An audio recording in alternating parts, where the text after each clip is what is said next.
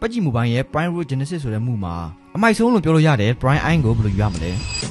ပွဲစာပြီးလီဒီစင်းနေပြီဆိုတာနဲ့မက်ရဲ့အောက်မှာတိုင်မာလေးစပြီးပေါ်လာပါလိမ့်မယ်တိုင်မာလေးပြေးသွားပြီဆိုတာနဲ့မက်ပေါ်မှာပေါ်တယ်ကူးလို့ရမယ့်နေရာလေးတွေဒီလိုပုံစံမျိုးလေးနဲ့ပြနေမှာပါပေါ်တယ်ရှိတဲ့နေရာကိုမြန်မြန်တောက်ဖို့တော့လိုပါမယ်ပေါ်တယ်ရှိတဲ့နေရာကိုရောက်လို့ပေါ်တယ်ထဲကိုဝင်လိုက်မယ်ဆိုရင်တစ်ပင်တရားကြီးဖြတ်ပြီးတော့တစ်ပင်နှန်းတော်ရှိရနေရာကိုသွားမှာပါဒီမှာပြောချာရှိတာတစ်ခုကတစ်ပင်တရားပေါ်ကနေပြောချခဲ့ရင်အစားကနေပြန်လာမှာပါတစ်ပင်နှန်းတော်ရှိကိုရောက်လို့တစ်ပင်နှန်းတော်ထဲကိုဝင်လိုက်မယ်ဆိုရင်အရင်ဆုံးအီရန်ဂမ်မက်ကြီးတစ်ခုလုံးကိုတွေ့ရမှာဖြစ်ပြီးတော့မက်ရဲ့အလယ်မှာတော့ Brian Iron ဆိုတာလေးကိုတွေ့ရမှာပါ Brian Iron ကိုယူပြီးသားလို့အပြင်ကိုပြတ်ထက်မယ်ဆိုရင်မြေပုံထက်ကကိုကြိုက်တဲ့နေရာကို location ထောက်ပြီးမှဆင်းလိုက်တာနဲ့ကို location ထောက်ထားတဲ့နေရာကိုရောက်ရှိသွားမှာပါ